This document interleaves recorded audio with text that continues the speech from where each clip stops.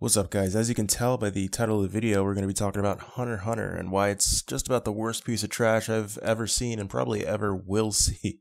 No, it's a good anime. It's a great anime, really. If you haven't seen it, stop watching this video because there are going to be spoilers.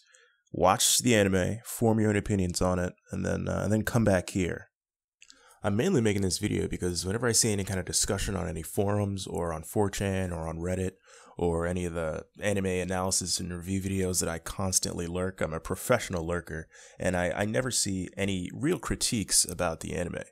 All I ever usually see is, why Hunter x Hunter is the greatest of all time. Hunter x Hunter is the greatest shonen ever. Why Hunter x Hunter kicks ass, And I agree that it's good, but any series that I think can even possibly contend for being the greatest of all time, being the GOAT, should have some critiques and should have critiques that are addressing some of the problems that the show has. And I know I'm not the only one who sees problems with Hunter x Hunter. And I think to be a good series, and I think to just have a healthy community, we should be able to discuss different viewpoints that people have about a particular series. So I'm going to try to keep this organized. I'm not going to succeed. This is going to be a big fucking mess of a video, I bet. But I'm not going to review the whole thing either. I'm just going to talk about some characters, character analysis, character development or lack thereof, and just some of Takashi's storytelling techniques that he chooses to use throughout the series, and some of the things I think hold it back from being as great as everyone seems to think it is. And before I even start, I'm not really going to be talking about any of the hiatus stuff. I understand he goes on these huge hiatuses and he's got back problems or he's playing video games or whatever all the time. None of that really matters to me in terms of the story. I'm really only going to be talking about the story that he's presented so far in ways that I think it falls short. So let's start with Gon. Let's start with the protagonist here. I was having this conversation with a friend of mine about what makes good characters, and we ended up settling on these 2 points. These 2 things that make characters interesting. They can either be really complex, multifaceted and 3-dimensional characters, or they can be really simple and basic characters that then grow over the course of the story. They go through this character arc and they have really significant development that changes them, and you can see how they changed from the start to the end of the story. And as we were talking, we both sort of came to the conclusion that Gon was sort of neither of these things. He isn't really complex, or he doesn't really have a lot of depth to his character, and he also doesn't change a lot from the start of the series to the end. And some people have tried to make the point that Gon as a character is very basic and simplistic to make the other characters around him seem more interesting, but that plan really backfires when the other characters aren't provided with any character development at all. Gon's character is essentially a kid. I think he's like 12 years old, and he grows up on this island without his dad. So his motivation for the series is finding his dad, Jing. And Gon isn't very smart, but he's got great natural instincts and great natural just senses. Naturally, he's really angry, and this leads to a lot of reckless actions on his part, and that pretty much is how the story goes when it's just Gon. He's angry, he gets reckless, and he kind of just powers his way through with his fists. In the beginning of the series, during the Hunter exam, Hisoka fucks him up, really hurts his pride, and he's angry about it. He wants to get revenge. Later on, there's this tournament part where he's fighting this guy, Hanzo, and Hanzo's way fucking stronger than him. Everybody knows that Hanzo's stronger than him. Everyone's just telling Gon to, dude, just quit, just stop doing what you're doing, and he won't, because he's stubborn, he's angry. That's his character. He gets, his arms broken, and he still doesn't quit. Gon's the same for most of the series. Illumi's convincing Killua, or he convinced Killua that he'd be nothing but an assassin and gets him to run away, and Gon confronts him and breaks his arm because he's pissed off, he's mad, and he's gone. And all this comes to a head when the Chimerian arc shows up. I'm going to be talking about this arc a lot because really didn't like it. Really underwhelmed by this arc. Gon finally runs into this guy Kite. He's a friend of Jing, and this is the closest he's ever been to meeting Jing. He meets a friend of Jing's. Eventually, they get too close to the Chimera nest, and Neferpito notices them, and she jumps out and attacks. And Kite's like, guys, you gotta go. He's yelling at Killua, and Gon, he tells him to fucking leave. And Neferpito comes and wounds Kite, and Gon immediately is like, oh, time to be angry, Gon. This is me. This is my cue. And Killua has to knock him out because it's a little too reckless. He's really gonna get us killed. And eventually, we find out that Kite gets killed, but Gon doesn't immediately know that. Gon and Killua do some training so they don't get Shrek'd again, and then Gon finds out that that, Kite is dead, in fact. And he gets angry again. He's still mad. Then he runs into Neferpito later, healing up Komugi. I'll talk about Komugi later. She's healing. He or she is healing Komugi. What is Neferpito? I'm going to say she, because she kind of looks like a she. She's healing up Komugi. He's pissed off because she's not healing up Kite. He gets more angry. He rages. I think he's crying at this point. So Gon gives Neferpito 1 hour. He's like, you got 1 hour to heal Komugi, then you got to go heal Kite, right? And at first, Neferpito's like, yeah, totally, I can totally do that. I can heal up Kite. And then they get to where Kite is, and they realize that Kite is just like a mindless zombie monster, totally beyond saving. And then Gon rages even harder. He's at maximum rage. He's at top rage, peak rage, right? So much so that he transforms into adult male. His clothes are still the same size. So he's wearing 12-year-old's clothes, but he's an adult man, and he's very mad, and his hair is very long, and he's angry, and he's angry. My biggest problem with this transformation is that it's so poorly explained. Like, Nen is simultaneously the best and worst power system I've ever seen in anime. Honestly, I thought Nen was pretty much perfect until Togashi introduced this limitation contract thing. We first hear about it when Kurapika's learning about Nen from his master Izanagi, I think, and he talks about how he can make himself stronger when he's fighting the Phantom Troop. Then he tells him about this limitation thing. And he says if you set conditions for your technique, you can make it stronger as long as you follow those conditions that you set. The problem is Gon never hears anything about this, right? Gon just gets mad and then he uses the limitation technique thing. Is there any limit to this? Can anyone just do it? Throughout the series, it is hinted at that Nen and emotion are connected in some way, but really after seeing this fight, it kind of just seems like Togashi was trying to lend credence to this ridiculous transformation that Gon goes through.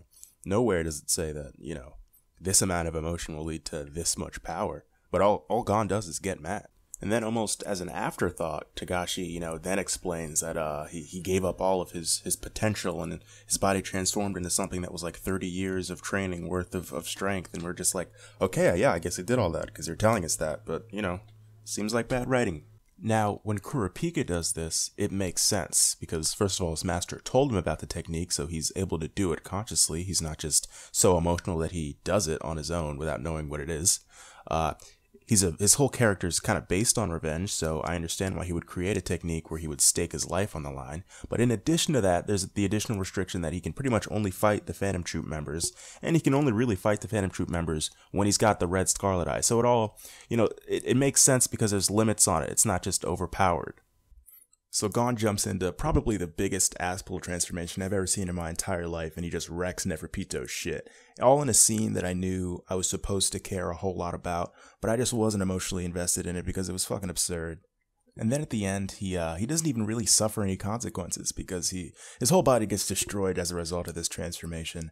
And then Killua goes into this, this Aluka arc, which ironically is one of the better arcs. It's one of the arcs where I connected most with these characters because emotionally, Killua and Aluka's relationship is so heartbreaking. It's so good. I cared a lot. I wept a little bit. I'm not gonna lie. But at the end, Aluka heals up Gon at no cost to anybody, so Gon's perfectly fine. So it didn't cost him anything to go into this super assful transformation. And then, apparently he can't use Nen anymore. But then he talks to Jing later on. I don't know if this is in the anime. I know it's in the manga. But yeah, Jing's is like, you're gonna be able to use Nen. You're gonna be fine. You just gotta find a reason to fight. So pretty much no cost to him, super transformation, giving him the power to defeat one of the guards of Meruem, who's supposed to be way fucking above his pay grade. Kinda ridiculous if you ask me. And since we're on the topic, let's talk about Jing, like the worst father ever, right? He leaves Gon when he's a young kid just to go adventuring, just to go do his own thing, right? There's no real reason behind it. And then Gon finally meets back up with Jing at that super boring election arc, whatever they were doing there. And Jing he hardly talks to him, right? And everyone is just kind of okay with it. Wasn't this the point? Wasn't this the whole goal of his journey? I know obviously there's going to be more story to it, but yeah, Gon's excited and Jing just doesn't give a fuck. And then finally Jing meets up with him later at the top of this tree that he makes him climb or whatever after his horrific accident.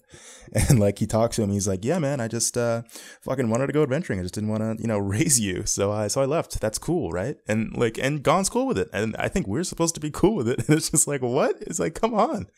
Killua's family tortures him. At least his dad talks to him though. I'm pretty sure Killua's family is a better dynamic than Gon's does because they talk to each other, right? Someone's raising somebody in there.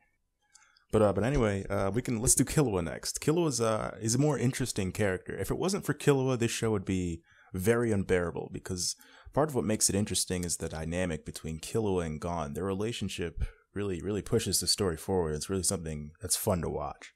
Killua on his own though is he's a bit of a Gary Stu. He's a really good assassin, really well trained. He's like, I think he's around the same age as Gon, but he's better control of Nen, better control of his temper. He's just a lot more mature. So it's it's like the mature guy hanging out with the immature guy. But as far as character growth, I guess Killua has some minor growth when in the beginning, the very first Hunter arc that he's a part of, Illumi gets him to quit. And he seems really afraid of him. Illumi's really able to intimidate him. And then by the Alaka arc, he's standing up to him. He's protecting his little brother / sister, and maybe had matured on his journey. But Killua's goal really just seems to be hanging out with Gon. He finally met someone outside of his family who isn't an assassin, who he wants to be friends with, and that's really all he strives toward, being friends with Gon and just hanging out with him. In terms of his powers, I think those powers are really cool. I really like Killua's powers.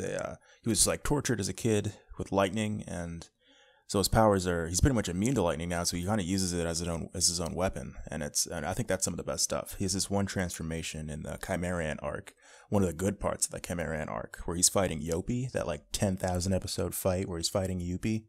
And he uses this like King of Lightning transformation, increases his speed and his attack damage and his attack speed and stuff. It's cool. It's really interesting.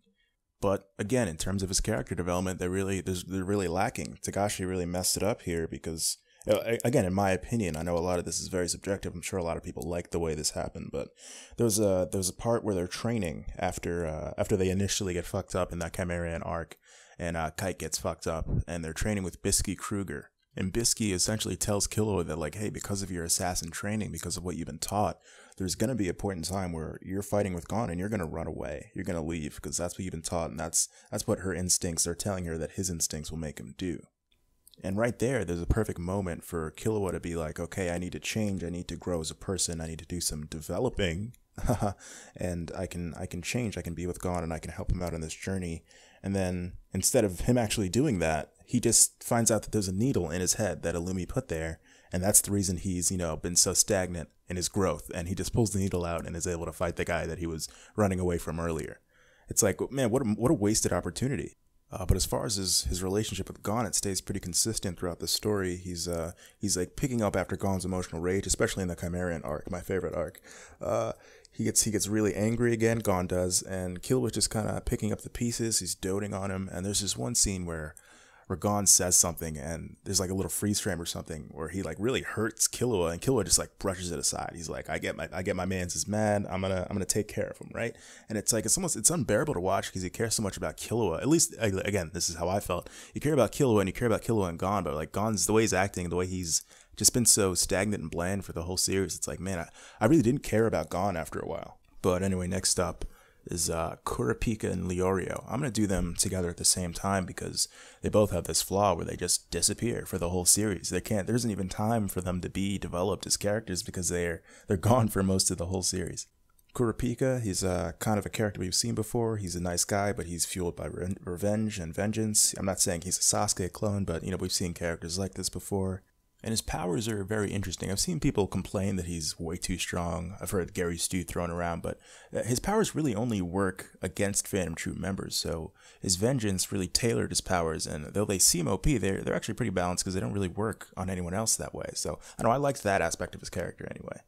And Leorio, there's really not much to say about Leorio. He's pretty much powerless at the start of the series. He wants to be a lawyer or something, or doctor. And he comes back during the Hunter exam, the chairman arc or whatever, and he's able to use a little bit of Nem. He punches Jing in the face. Jing fucking deserves it because Jing's a piece of shit. But, there's nothing to say about him. There's no character development. There's hardly any character there. And now Meruem. Meruem is not the greatest villain. I have no problem with his character design. People say he looks like Cell. That's no big deal. I think he looks cool. He looks fine to me. But his character itself is so boring. It's so like utterly done before. People say this is the greatest villain in the series, and I'm blown away. I'm blown away when people say anything about Hunter x Hunter being incredible, but I'm starting to think that most of the people who say things like that they either don't watch a lot of anime or they're very young, and this is like one of their first anime that they're seeing, and it's blowing their minds. Meruem is just sort of a really strong villain, bit of an edgelord, because he kills that one dude, the penguin guy, like as soon as he shows up. And, apparently that was supposed to make us really, really impressed with him and his character, even though that penguin guy was worthless. So both Peggy and Welfin, and this other guy, Nav, who sees Shia Poof. Is it Shia? I think it's Shia Poof's energy, and just he goes gray and it becomes useless for the rest of the arc. All three of these guys are jobbers. And if you guys don't know what a jobber is, it's thrown around in wrestling a lot. But mostly I've seen it on saltybet.com, probably the best website I've ever been to. It's a jobber is a character who is introduced and they have some power, they have some skill early on, and then later on they get absolutely wrecked and destroyed by another character who's meant to look big and bad, but instead of, making them stronger or writing them strong and writing them clever, they just make other characters weaker in comparison to convince us that this other character, and in this case Meruem, is the best. So Meruem is born, and straight out of the womb, he's the strongest character in this series. We've never seen anything like him. He's the best. And initially, from the start, he only respects strength. He attacks, I think it's Neferpito who he attacks, and he doesn't immediately kill her. So he's like, oh, like, I respect you. You didn't die immediately from one hit from my OP power. Yeah, you're a good minion to have. And he's so physically dominant that he stops fighting people. He starts inviting people to his palace or whatever to start playing this board game, Gungi, because he's already the most physically dominant, so he wants to mentally be the best too. And he's able to learn any game in like 10 matches. He's able to beat any master. He's a genius. And then he comes across this girl, Komugi, who turns out to be a complete and utter genius at this game, Gungi, even more so than him, and he can't beat her. She's blind, and she's presented as this weak character, and then you realize that mentally she's the best. I think she's using Nen at some point too to just be that good instinctually at the game of Gungi, and he's blown away. He's so very impressed by her. And through Komugi, through this character, he realizes that human beings actually do have worth. There is worth in beings that aren't physically dominant and stronger than me, but they present something that is worthwhile, and maybe I should consider this. So he goes into this whole mental metamorphosis, and it's pretty believable. I'll admit that it's really believable because it takes place sort of slowly over his character arc, and he goes from basically humans are worthless to maybe they have worth, maybe they're worth something after all. But he doesn't completely change. When he's about to fight Netero, he says to him, he's like, normally I was just going to kill all the humans, but I'll save a couple. I'll save some of the the strong ones. The strong ones are worthwhile. So Meruem ultimately becomes the character with the most depth. He has an actual character arc, and we get to see him change from where he's introduced to his interactions with Komugi and where he ends up. That being said, although this character does have some depth, and because of this relatively is the best character in Hunter x Hunter, he isn't anything new. We've seen characters like this before, characters that they start off with one mindset, and then through interactions with the opposite side, so to speak, they change their viewpoints. This is Gaara, this is Mewtwo from the first movie. This is Vegeta, Greed from FMA Brotherhood. This is Lord Genome. This is all this is pretty standard, really. And then during the fight, he just destroys Netero. Just to touch on Netero briefly, it's almost like Togashi realized he didn't give us any development or backstory for Netero, so he ham-handedly shoved in this backstory about how he learned to punch fast through prayer and dedication to martial arts, and that was the creation of that multi-armed Buddha technique that he uses that isn't good enough to stop Meruem. And then of course Netero detonates the bomb, and Meruem goes to Komugi knowing that the poison will kill her too, but he wants to spend his last moments with her. And it's, she helped him see the value in human life, but he has no problem taking it in his last moment. And it was a little strange. That's a bit of a nitpick, but I don't know. I thought that was a little strange to me. So just to close this video out, because it's already way too long, Hunter x Hunter is a good anime. You should watch it. It's a pretty good shonen. I've seen worse shows, but it definitely doesn't deserve a seat at the table amongst shows like Code Geass and Gurren Lagann and FMA Brotherhood. And honestly, I don't think it's better than Yu Yu Hakusho. Hakusho has better character development, and the cast feels real to me. But then again, I enjoy that in my anime. Please feel free to let me know how shit my taste is in the comments below, and I'll see you guys in the next one.